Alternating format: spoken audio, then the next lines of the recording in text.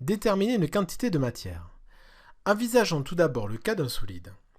Pour déterminer la quantité de matière petit n de cuivre contenue dans une masse de 2 grammes, on utilise la relation petit n égale petit m sur grand M avec les unités associées. La masse molaire du cuivre est de 63,5 g par mol. Donc, petit n égale 2 g divisé par 63,5 g par mol. Ainsi, la quantité de matière de cuivre contenue dans l'échantillon est donc égale à 3,1 fois 10 puissance moins 2 mol. Le résultat final est donné avec deux chiffres significatifs. En effet, 2,0 possède deux chiffres significatifs et 63,5 en possède 3. Le résultat comporte autant de chiffres significatifs que la donnée qui en possède le moins. Donc ici deux chiffres significatifs. Par la suite, tous les calculs seront faits en tenant compte du nombre de chiffres significatifs. Enfin, notons que la relation petit n égale petit m sur grand M peut être également utilisée pour un liquide ou pour un gaz. Envisageons cette fois le cas d'un liquide. Pour déterminer la quantité de matière petit n d'éthanol de formule C2H6O contenu dans un volume de 12 ml, on utilise la même relation que précédemment. Cependant, la masse petit m de liquide n'est pas connue ici. Pour la déterminer, on utilise la relation définissant la masse volumique et les unités associées. Ainsi, petit n est égal à ρ fois V sur grand M. Grand M, la masse molaire de l'éthanol, est égale à 2 fois la masse molaire de carbone, plus 6 fois la masse molaire d'hydrogène, plus 1 fois la masse molaire d'oxygène, soit 46 g par mol. La masse volumique de l'éthanol est égale à 0,79 g par millilitre.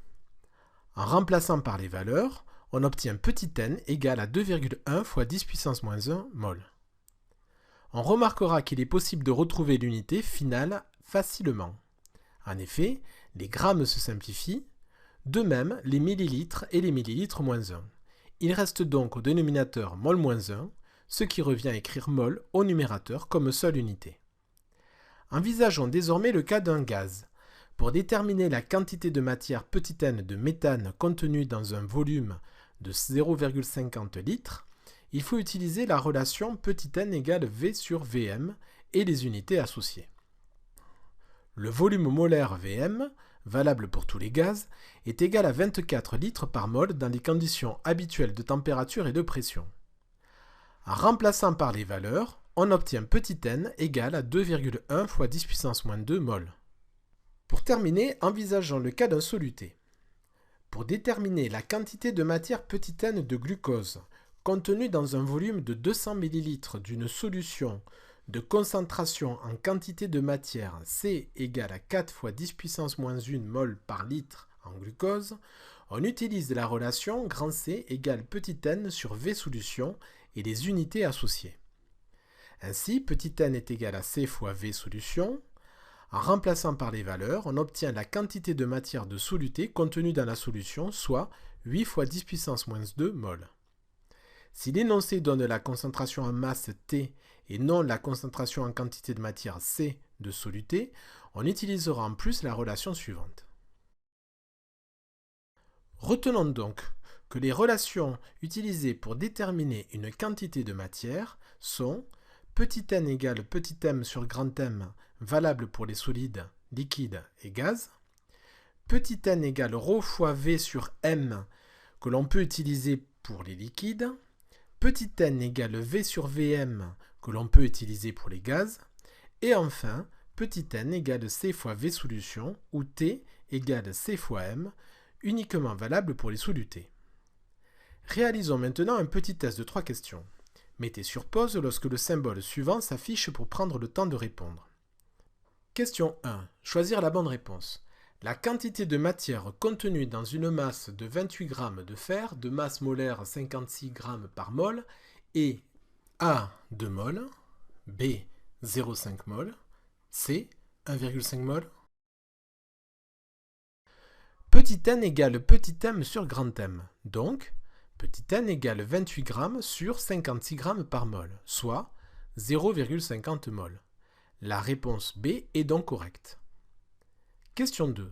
Sachant que le volume molaire Vm est égal à 24 litres par mol, La quantité de matière contenue dans un volume de 2,4 litres de gaz méthane est A. 0,10 mol, B. 10 mol, C. 0,01 mol. Petit n est égal à V sur Vm, donc petit n est égal à 2,4 litres sur 24 litres par mol, soit petit n égale 0,10 mol. La réponse A est donc correcte. Question 3.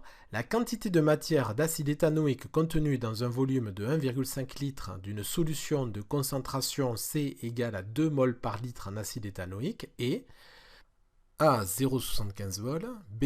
3,5 mol ou C. 3 mol. Petit n est égal à C fois V solution, donc petit n est égal à 2,0 mol par litre fois 1,5 litre, soit 3 mol. La réponse C est donc correcte.